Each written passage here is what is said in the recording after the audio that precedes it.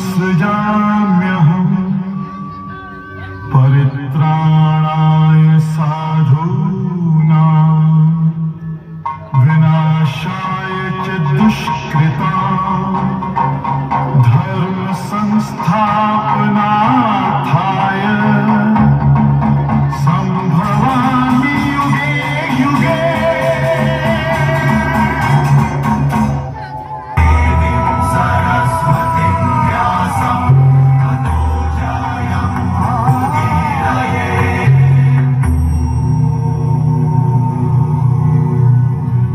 দাঁড়ান সম্রাট যুধিষ্ঠির, এত মহান রাজাগণ আপনার প্রতি সমর্পণ প্রদর্শন করলেন, কিন্তু আপনি এক ধূর্ত আর কপট গোয়ালাকে প্রথম অর্ঘ্য দিয়ে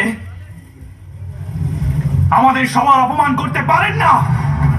আমাদের চক্রবর্তী সম্রাটকে এক মূর্খ চালনা করবে, এটা আমরা মেনে নেব না মহারাজ যুধিষ্ঠির। চেদি যুবরাজ, এই সভায় বাসুদেব অপেক্ষা যোগ্য ব্যক্তি আর কে আছে? ধর্ম অধর্ম, লোক পরলোক, আত্মা ব্রহ্মাত্মা, সত্য অসত্য, এ সবই বাসুদেবের চেয়ে আর কে অধিক জানে? এই সব মিথ্যা। রাজাগণ, এই যাদবের জীবন নিরীক্ষণ করলে আপনারা তৎক্ষণাৎ জানতে পারবেন যে ও আজীবন ছল ও চাতুরি করেছে। যে দুধ আর মাখনের ওপর অধিকার রাজা কংসের থাকতো, তা এ বাল্যকালে চুরি করে নিত।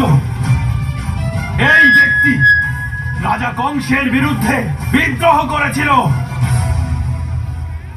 এই রাজা কংসের মিত্রদের অকাল হত্যা করেছে। পুতনা, বকাসুর, জানুর, মুষ্টিক আর কত নাম স্মরণ করাবো রাজাগণ। এই ব্যক্তি ইন্দ্রের পূজা বন্ধ করেছিল। এই ব্যক্তি কেবল চোরই নয়, অধর্মীয় বটে, বিদ্রোহী,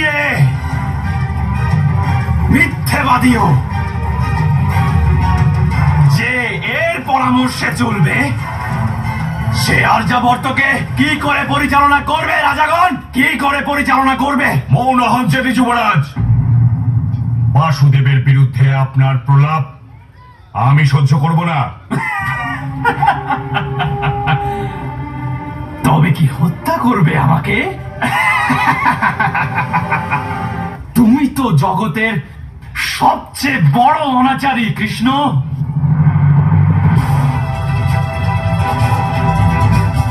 মৌন হও শিশুপাল, নিজের অপরাধের পথে এমন দৃষ্টিহীন হয়েও না যে নিজের অপরাধের গণনা করতেও ভুলে যেতে হয়। আমি ভালো করেই জানি ভ্রাতা শ্রীকৃষ্ণ যে আমি কি করছি, আর আমি এটাও জানি যে কেন তোমাকে প্রথম অর্ঘ্য দেয়া হচ্ছে। এও তো তোমার লাম্পটেরই একটা প্রমাণ। নিশ্চয় ধ্রুপদ কন্যা পাঞ্চালী নিজের নপুংসক স্বামীদের বলেছে যে সবচেয়ে বড় সম্মান তোমারই পাওয়া উচিত।